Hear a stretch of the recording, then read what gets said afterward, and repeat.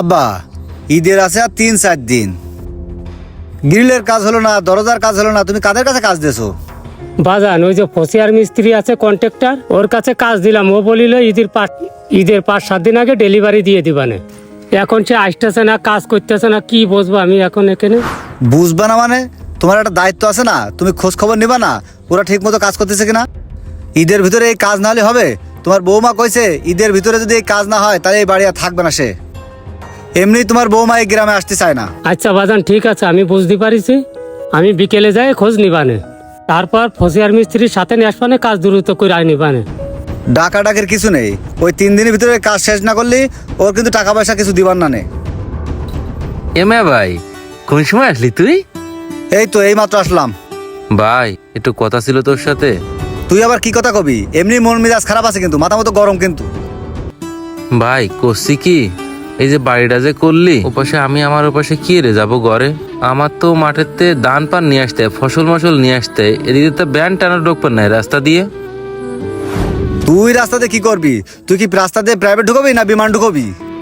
ভাই আমি কৃষক মানুষ, আমার রাস্তা দিয়ে ফসল মসল নিয়ে আসতে হয়, ধান পান নিয়ে আসতে রাস্তা না পেলে কিরাম করে নিয়ে যাবো ভাই?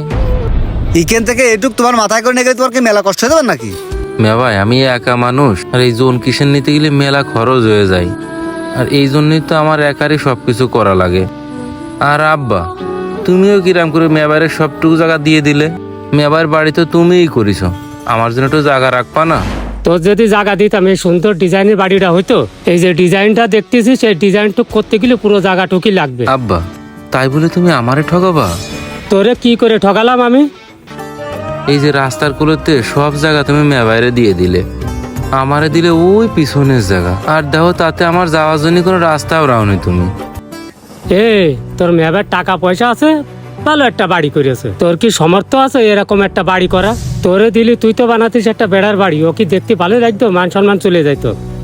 আব্বা আমি নাই বানাতে পারলাম না, তাই বলে কি আমার ছেলে পেলেরাও কোনোদিন বানাতে পারতো না? ওরা তো বানাতে পারতো। হ্যাঁ, নিজে পাচ্ছে না আবার ছেলে বিলের কথা কস, কত মুরদ। তোর মতো ছোট লোক আমি দেখিনি। নিজের বড় ভাই বাড়ি করতেছে আর তুই নিজে জ্বলে পুড়ে মরতেছিস। আব্বা জ্বলে পুড়ে মরার কি আছে? এ জায়গা বাইরেও যতটুকু অধিকার আছে, আমারও তো ততটুকু অধিকার আছে। আমারে যদি সামনেতে একটু জায়গা দিতে, আমি না এই জায়গাটায় ভবিষ্যতে একটা দোকান করে তাই দিয়ে সংসার চালাই খাতে পারতাম। আমার ভাই তো এনে থায় না, এত বড় বাড়ি বানাই থিয়ে ভাই তো থাকবে না শহর। তাই আমারে যদি একটু জায়গা দিতে, আমি আমার ভবিষ্যৎ জীবনটা এই জায়গাটা দোকান করে চালাই খাতে পারতাম না আব্বা। থাক, তোমার আর দোকানপাট চালাই খাতিবে না, তোমার মুরদ আমার জানা আছে। আব্বা ওর সাথে বকবক করে লাভ নেই, তুমি চলো আমরা ওই পাশে যে হিসেব করি, কয় টাকা দিতে হবে কি না হবে হিসেব করে দেখি। না, এগের সাথে কথা কই কোনো লাভ হবে না, আমি যাই একটু মেম্বারের সাথে কথা কই। মেম্বার সাহেব, ইফতারের দাওয়াত আছে, আপনার মনে আছে তো? তুই মনে রাখলি হবে না। মেম্বার সাহেব আসসালামু আলাইকুম। ওয়ালাইকুম আসসালাম। কি ব্যাপার সোহেল, কোনে যাচ্ছাও? মেম্বার সাহেব যাচ্ছিলাম একটু মাঠে, চিন্তা করলাম যে মাঠেতে ঘুরে এসে আপনার সাথে একটু দেখা করব। তা আপনার সাথে রাস্তায় দেখা হয়ে গেল, ভালোই হলো। আপনার সাথে একটু কথা কওয়ার দরকার ছিল আমার। ও, আমি তো একটু ব্যস্ত ছিলাম, তারপরেও কি কবা তাড়াতাড়ি কও। মেম্বার সাহেব জানেন তো আমার মেয়ে ওই যে রাস্তার সামনে বাড়ি বানাচ্ছে, তা আমারে তো যাওয়ার জায়গাও দিনি, একটু রাস্তাও দিনি এদিক দিয়ে। এই ব্যাপারে যদি একটু মেম্বার সাহেব কয়ে দিতেন কিছু ভালো হতো। এই মেম্বার সাহেব কি করবে? তোর বড় ভাই বাড়ি করতেছে, তো সহ্য হচ্ছে না? না মেম্বার সাহেব, আসলে এইটাই বেয়াদব বেশি। ও বড় ভাই করছিল, বাড়ি করতেছে, সহ্য হচ্ছে না। ও, আমিও শুনিলাম এই কথা। তা তোমার বড় ভাই একটা সুন্দর একটা বাড়ি করতেছে, তা তোমার সমস্যাটা কি? মেম্বার সাহেব আমারও তো বাপের জায়গায় বাঘ আছে না, আমারও তো সামনেতে জায়গা পাওয়ার অধিকার আছে না? ও একটা সুন্দর বাড়ি বানাচ্ছে, বানাক। তুই গরিব মানুষ, তুই পিছনে রয়েছিস, পিছনেই থাক। আর আমার এখন সময় নেই, আমি এখন এক জায়গায় যাচ্ছি। যার টাকা পয়সা আছে সবাই খালি তারাই সাপোর্ট করে, গরিব মানুষের কোনো মূল্য নেই, কারোর কাছে কোনো দাম নেই। না আজকে থাক, কালকে সকালে এসে দেখ পানে। আজকে থাক, যাই বাড়ি যাই। আরে সাদ না, এই রোদের মধ্যে আটতে আটতে কনে যাচ্ছিস ভাই? ওই কোনে আজ যাব, তোদের বাড়ির দিকে যাচ্ছিলাম। তা তুই এখানে কি করতেছিস? ওই যে আমার এই বইটা একটু দেখতে আসলাম, ধান লাগাইছি তা থোড় বার হয়েছে, এই জন্য আসলাম। তা তুই আটতে আটতে কনে যাচ্ছিস রাউন? ওই কোনে আজ যাব, তোদের বাড়ির দিকে যাচ্ছিলাম। ওই মনির বিয়ে ঠিক হয়ে গেছে হঠাৎ করে, তাই দাওয়াত দিতি। কি করছিস? মনির বিয়ে ঠিক হয়ে গেছে?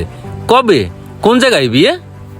ওই ঈদের পরের শুক্রবারে বিয়ে হচ্ছে ওই খাজুরার দেখি।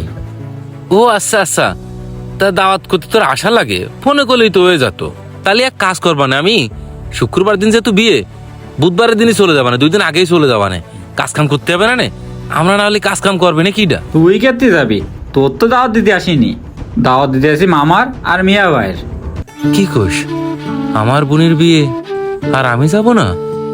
এই ওইখানে সব আসবে না, বড় বড় মানুষজন যাদের সাথে বিয়ে আছে তারাও মেলা বড় লোক। তাই আম্মা কয়ে দেছে তোর আসার দরকার নেই, বড় ভাই সবার সাথে মিশে একটু টাকা পয়সা আছে, বড় ভাইরে জাতি কয়েছে, আর বড় মধ্যে যাই যাবে না। ও আচ্ছা আচ্ছা, ঠিক আছে ভাই, আমি যাব না নে।